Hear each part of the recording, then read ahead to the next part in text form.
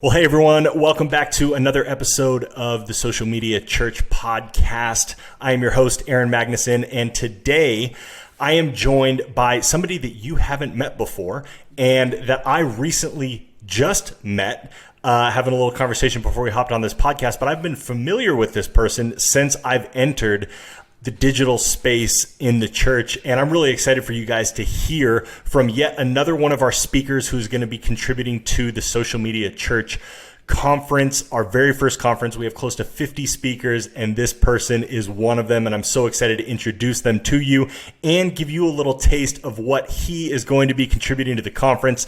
Our conference is running from July 13th through the 15th. It's all online, and all the information that you need to find out about it is at socialmedia.church/conference. You can register there today, but I don't want to wait any further. I want to introduce you to the online campus pastor of, I thought it was there. It's not there anymore. I'm going to let him tell you what church he's a part of. That's fantastic. It deleted my text that I wrote. Gotta love it. He is joining us from Birmingham, Alabama, and I am so excited to introduce you. He's also a radio DJ of 15 years, and I have some questions about that I haven't asked him yet intentionally because I want to find out when you guys find out. But I want to introduce you to Sly King. Sly, thank you so much for being here, and I am so sorry that I forgot the name of your church that you're with in Birmingham, Alabama. Sly, do you just want to introduce yourself to our audience? Hey, listen, Aaron, first of all, man, thank you so much. And it's okay. I'm telling you, I have had some interesting things happen over my 15 years, especially in the radio side of things, that I've had all kind of stuff thrown at me. And I'm telling you, I have stories for that, but that's okay. So listen, first of all, Aaron, again, thank you.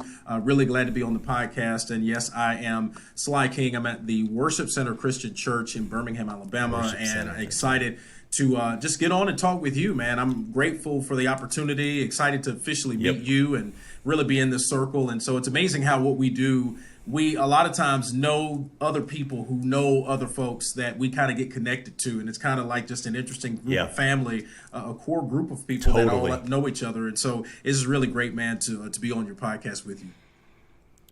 And it just seems like the family is getting bigger and bigger with the more things that we do. And one of the things that you had mentioned is you're tired of not having the conferences in person, because that's really when you really get that true experience of the family getting bigger. And so we're doing the best we can in this season to continue to introduce our audience to new voices that aren't new in the space. They just might be new to us. And so, Sly, do you just want to kind of let our audience know a little bit about your journey?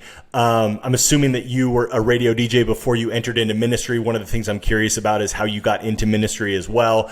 Just tell us a little bit about yourself. Sure. So I got into ministry really not by plan. It's interesting how that happened. I wasn't really planning on doing that. And the opportunity came about for me to actually help in some areas that they were doing some things that relates to social media and some things like that. And it went from no position was available, no opportunity was there, to, hey, what do you think about coming along and being on the team?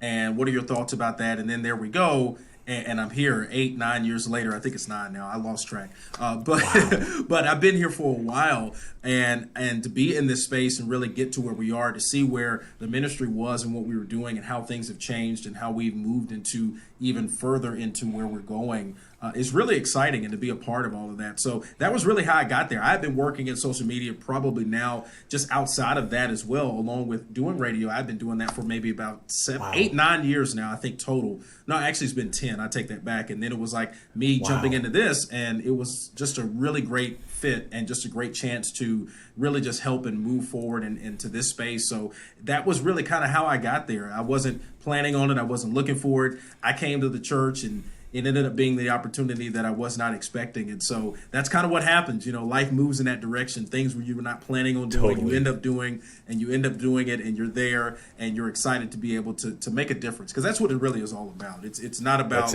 anything else other than making a difference and making an impact, and really doing everything you can for the kingdom, for reaching people. And so that's what really my whole entire thing is about. It has nothing to do with titles or anything like that for me. It's about the impact you can make on the lives of people that you get a chance to reach and minister to, you know?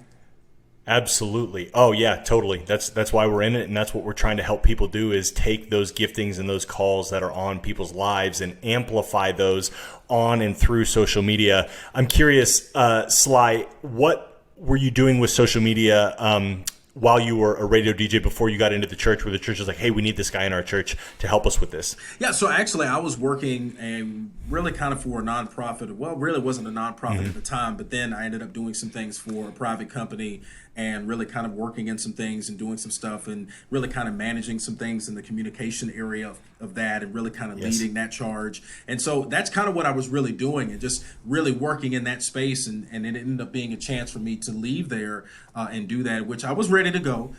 It was just a perfect opportunity and the perfect time of everything coming together. And so again, just being in that space and doing that on the other side of it, not really on the church side, but more so in the other side of it and more on the event oriented side and a lot of organizational things and helping other organizations grow and do what they were doing.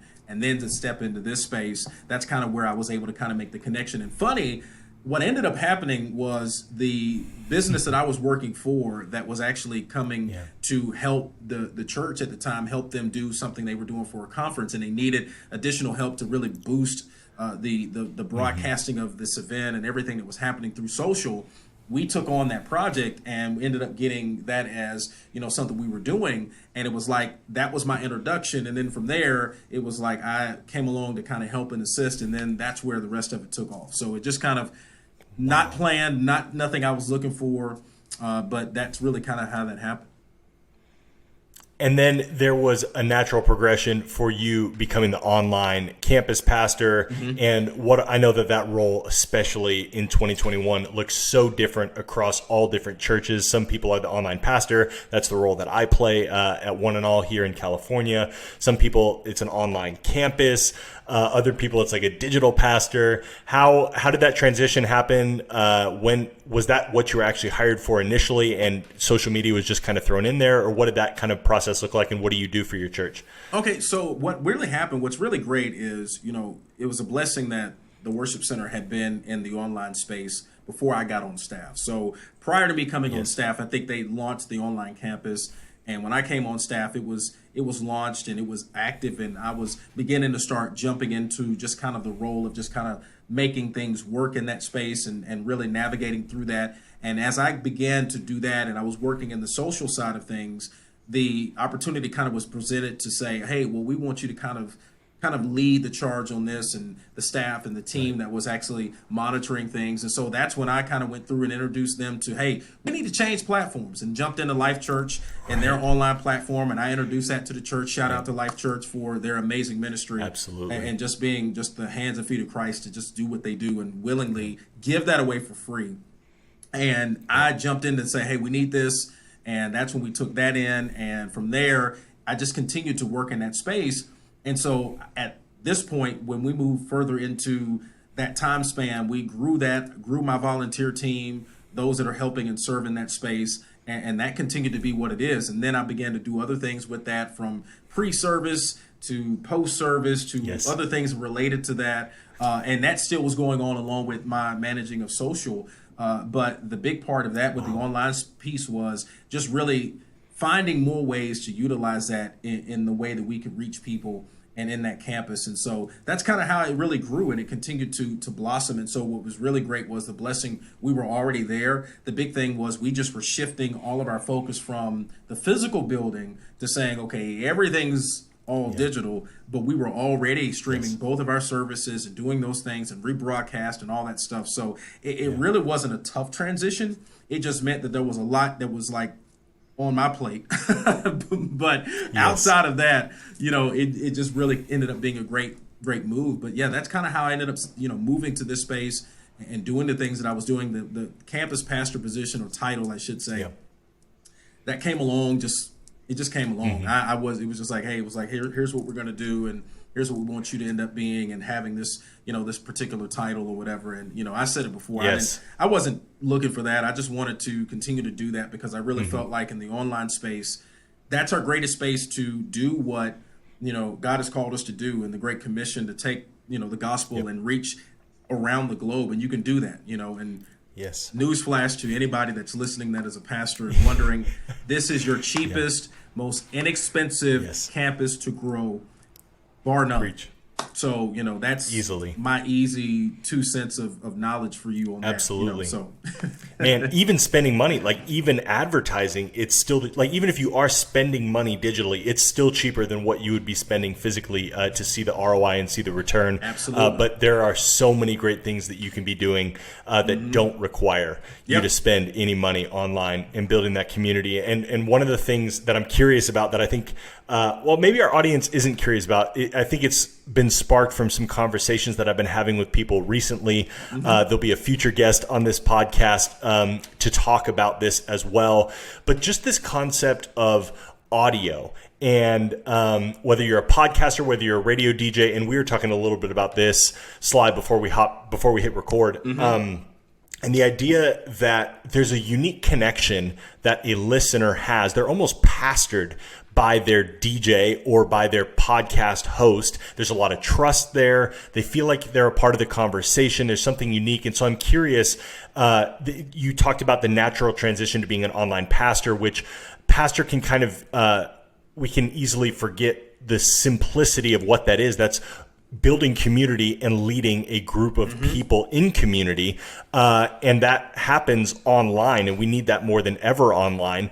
But that also happens and has been happening on the radio through DJs for a long time. And now pastors who are employed by a church have a unique opportunity to kind of sit in both seats as a radio DJ, or in most cases, probably a podcaster, as well as building that community online in a more traditional Sunday service type sense. I'm curious, what skill sets did you learn through being a radio DJ that has helped you facilitate and build community with people you can't necessarily see?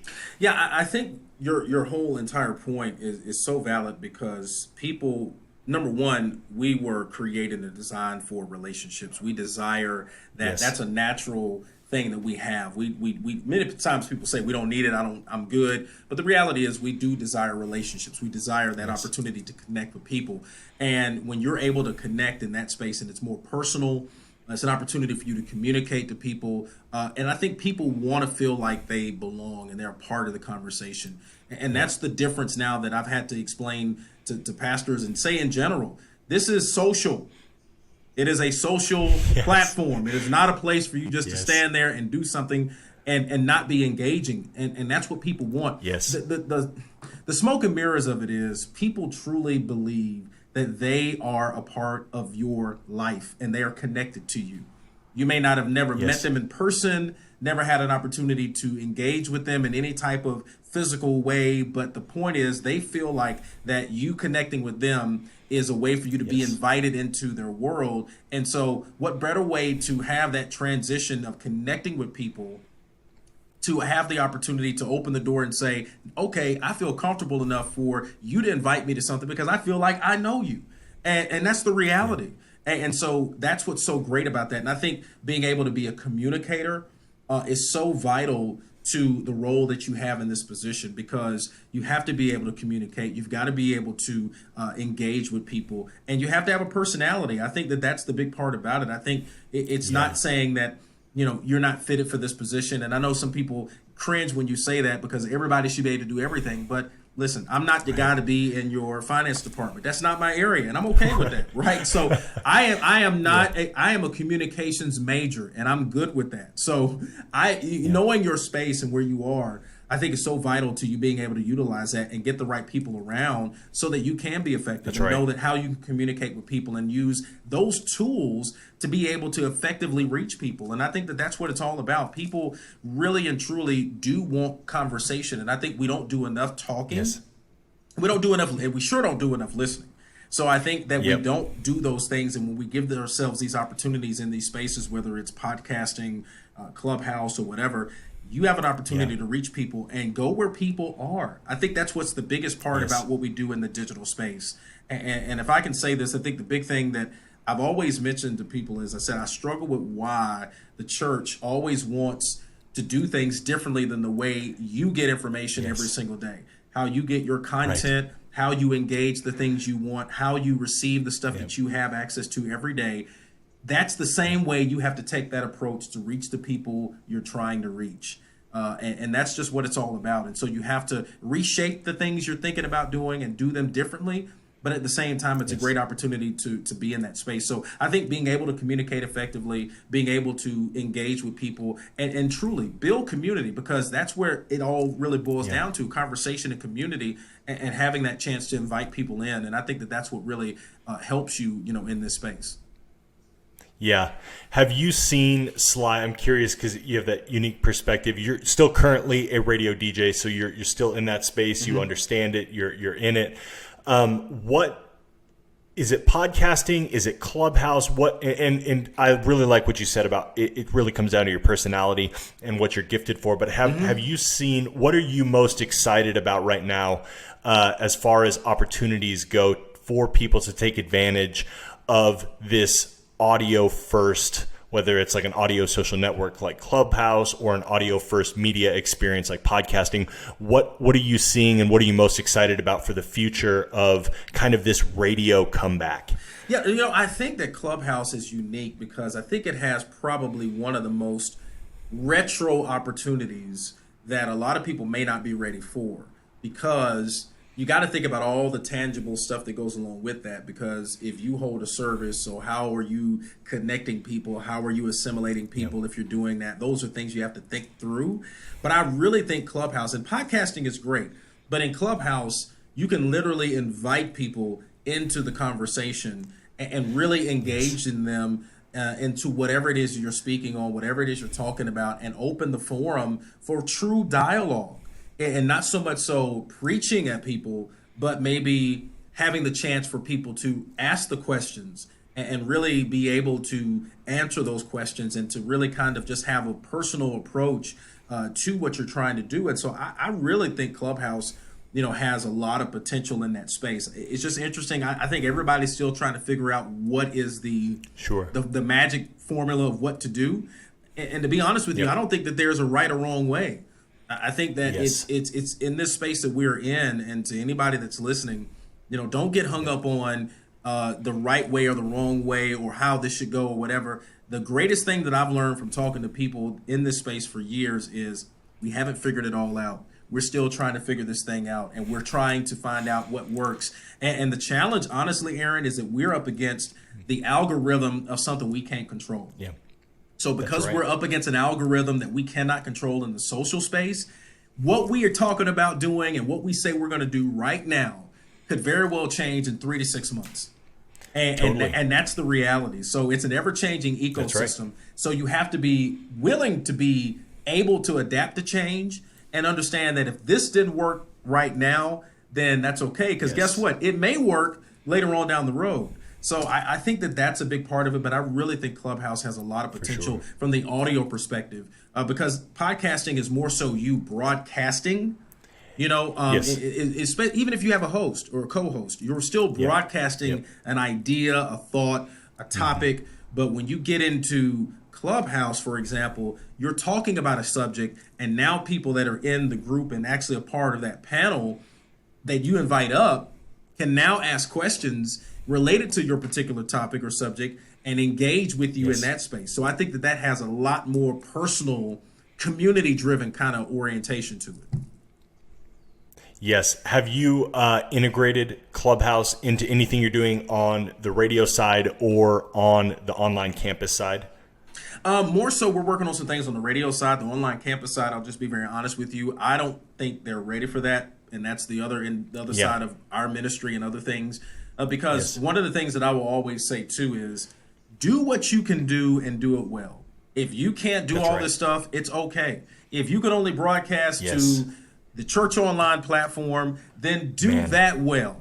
Don't try to do everything that everybody else is trying to do, because guess what? If you don't get there, it's okay. Find what you do well, perfect that, learn all the things you need to learn in that space. And then when it's time to move on. But don't be caught up in, this church is doing that. That's great. That's wonderful. But if you're not there yet, plan out, where I want to be 6 to 12 months from now and work to get to that space. But if you're not there yet, do all you can in what you're in and do that well. And I think that that's where we mess up. I think that's where we're afraid to say we're not ready. And honestly, we're not ready for that, because that's a whole nother level of commitment. It's who's going to be a part of that conversation, who's going to lead that, and how are we going to deal with all the other stuff that goes along with it. But the reality is, I think that even on the radio side, we've talked about it. We want to be in that space, and we actually have an account. We haven't used it much. But again, I think it has so much room for us to do a lot of things because of the ability to really connect with people in a greater way. I mean, for example, I was in a room where some artists were in the room talking about some of their previous throwback records. And I'm going, you can sit there and literally listen to him talk about his stuff. I mean, when was that ever possible, right? You know, that you could actually do that, and it's not a cost, you know, so it's different, man. So I think that that's the big takeaway for me. Yeah, and Sly, we just so appreciate you being here, and that's really what we want this podcast medium space to be, the Social Media Church, because we realize that not everybody is going to be able to do everything, and certainly not everybody is resourced to do the research and development on all of these things. I'm not, Nils isn't, and we have the opportunity to use this platform as a way to invite voices in who have explored the space, who are in different areas, because we never know what is going to resonate with you as a listener. And you yourself might be a radio DJ, or you understand this audio space really well, and you're hearing Sly talk, and there's great opportunity and ideas that are floating around that you can execute on and lead the church, and then send me a DM so that I can get you on the podcast, or at the very least connect you with Sly. But that's really what this is we want to open up a space for people to just be exposed to new ideas that they maybe only have 20, 30 minutes to listen to, but not to research any further. And so we want to do that legwork for you, and we really want to do that legwork for you with the 50 plus speakers that we have coming to the conference this year. Sly, can you give us a little insight into what it is that you're going to be talking about at our conference this year? Absolutely. And to your point, you're so right. I think it's so good that you guys are doing this in this podcast and giving people the opportunity, because I know there's a lot of new people that were thrown under the fire last in 2020. And, for real, you know, they didn't have the advantage and the ability to be in a space where a lot of us were already, and it's overwhelming. But yeah, so my focus in this upcoming conference, I'm really excited about it, because I'm really going to be digging more into the entire conversation around online church and all the things that go along with that, and how you can really understand the importance of creating that space to be exactly what you want it to be. What does your assimilation process look like? How important is that, having that there, having the right people on your team to do the things you need to do? You know, all these things are things that'll be a part of what I'll be speaking on and talking about,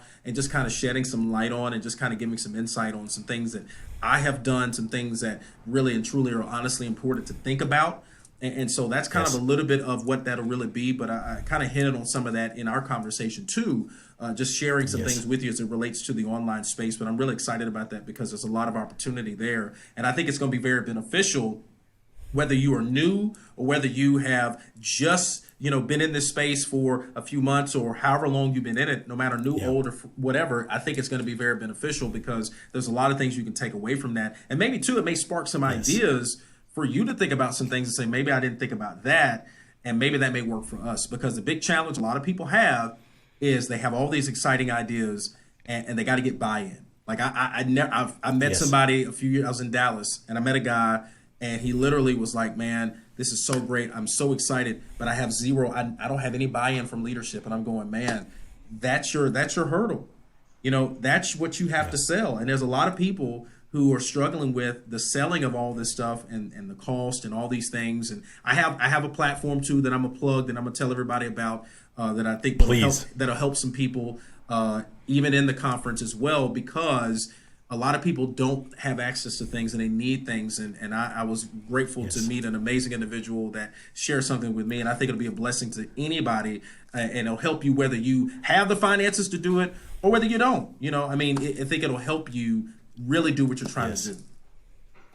Yeah, and let's stay there for a second, because I think of finances in generally, the next thought after that is like, well, that's dependent on how big or how small your church is.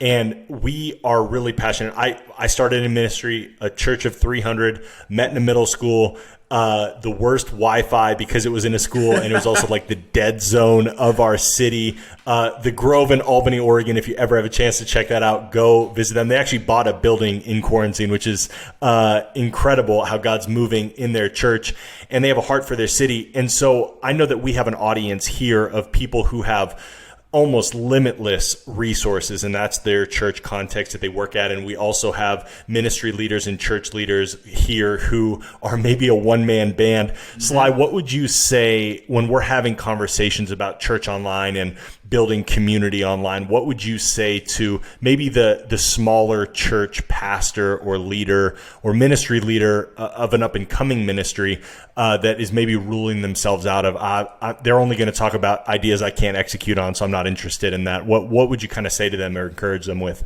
Well, I would say, first of all, don't think about it and try to chop down the whole tree at once.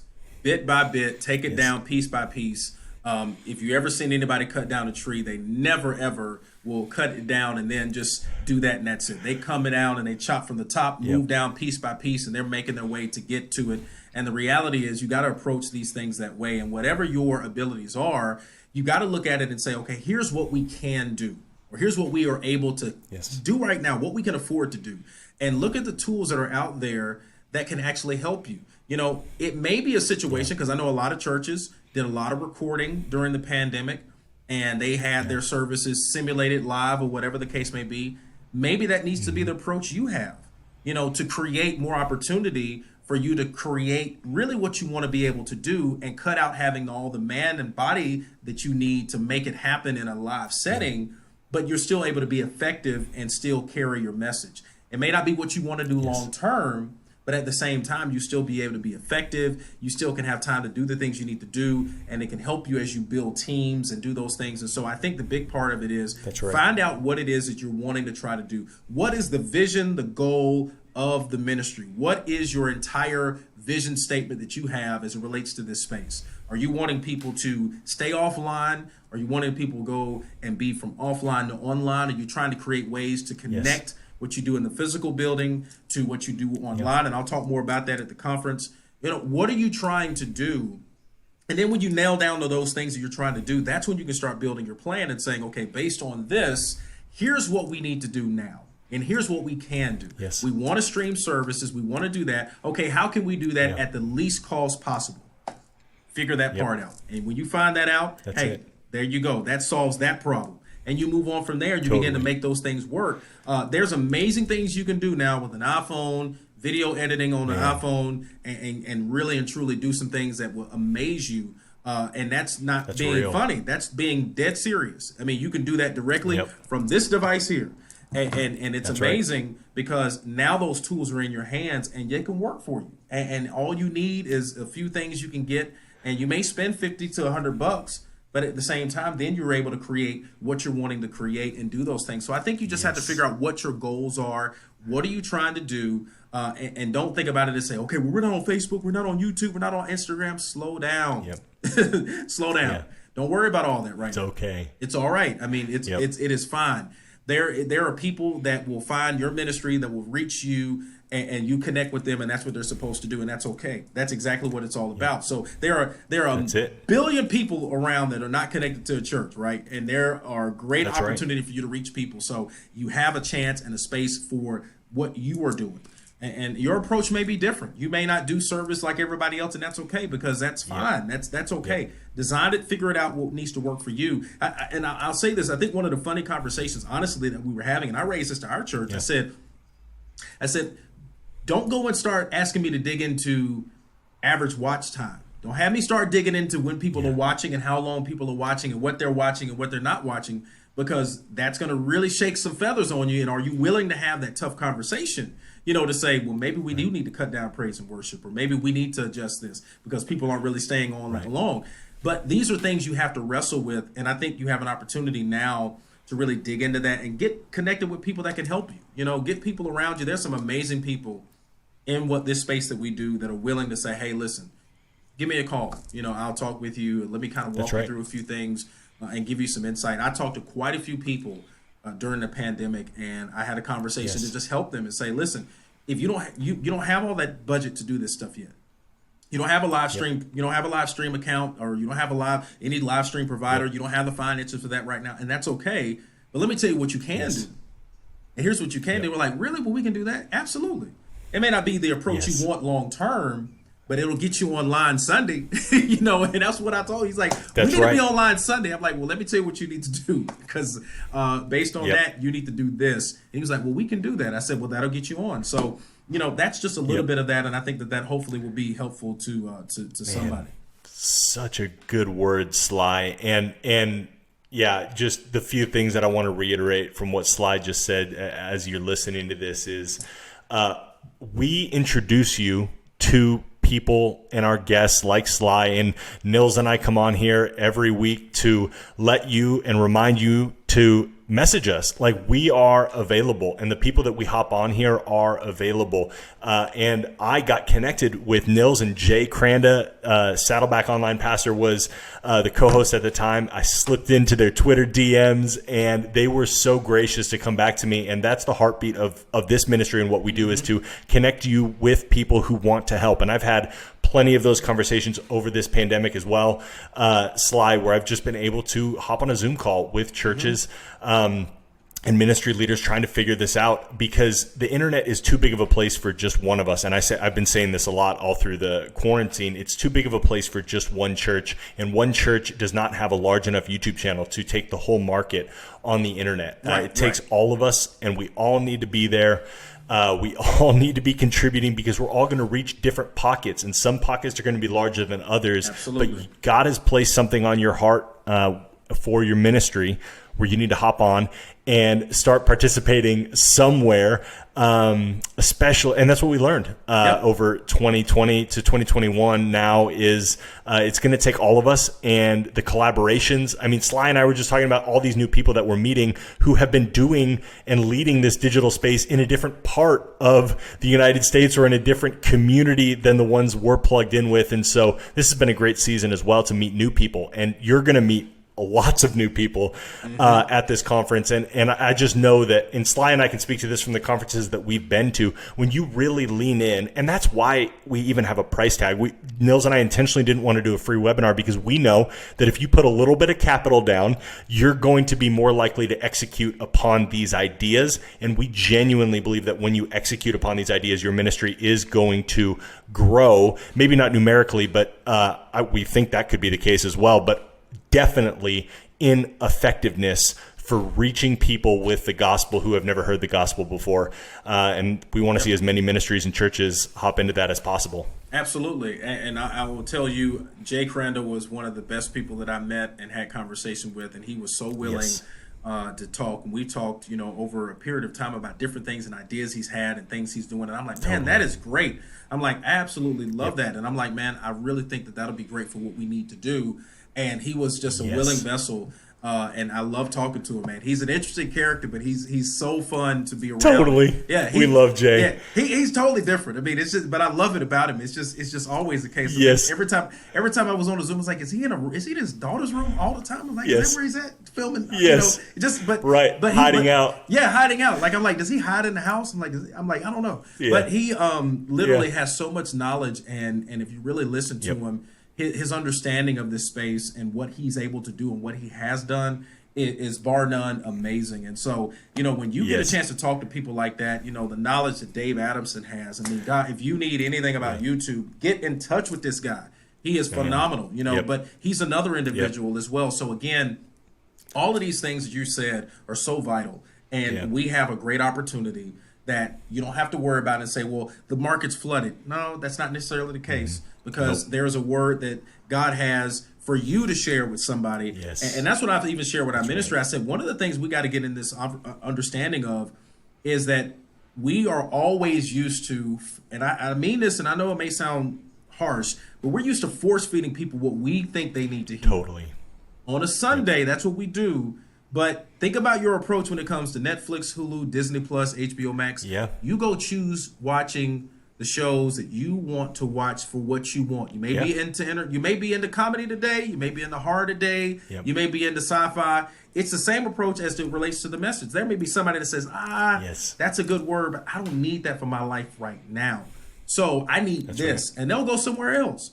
Or are you giving them the option to actually have that available in your online platform somewhere for them to get something that will speak to what they need at that moment? And so these are things we have to think about, because the options are there. And that's why I said earlier, I said we try to change our approach to how we reach people, but we're at home choosing what we want to watch on Netflix and all this stuff and Hulu and what we want to get into, because our entertainment may be different today than it was yesterday. I've done that. I'm like, man, I don't want nothing serious today. I want something I want to laugh at. So it's the same approach as it relates to people in the space that they're in their life.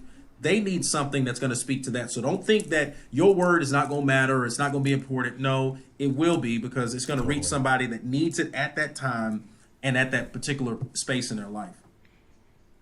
That's it. Well, Sly, best place for somebody to connect with you. Thank you so much for joining us, here with us today. We're going to put all this in the show notes, so everything that Sly has mentioned, maybe even down to his radio program. If we have listeners in Birmingham, Alabama, I don't know how far the radio program goes, but you can listen anywhere. Plug it. You can listen anywhere. If you have a mobile phone, which most people do, you can download the app that we have. It's Hot 1077 that's literally in the App Store, Hot 1077, and you can listen anywhere. Nice. You can listen on our website, hot1077radio.com. I have family that listen to me in Chicago and other places.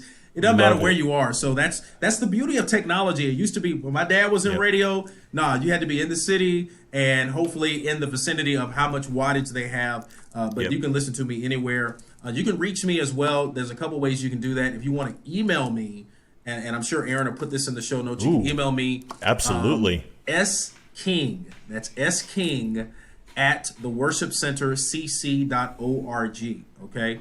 That's S-King at theworshipcentercc.org. You can email me. I'm on social media.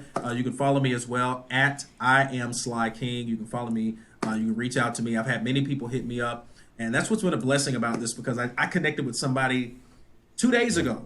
Literally 2 days ago, that hey, I heard you on a podcast, man. I want to ask you a couple questions. I'm in this new church in Houston, and I'm trying to do some things. And he called me, and you would have thought he and I had been talking for weeks.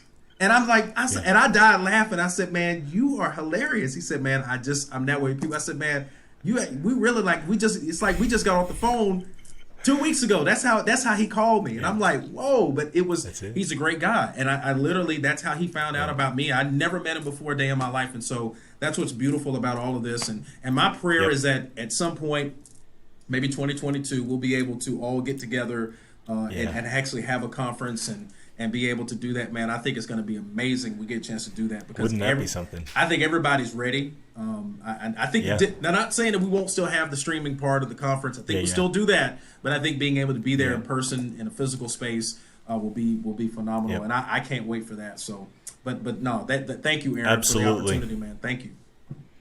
For sure.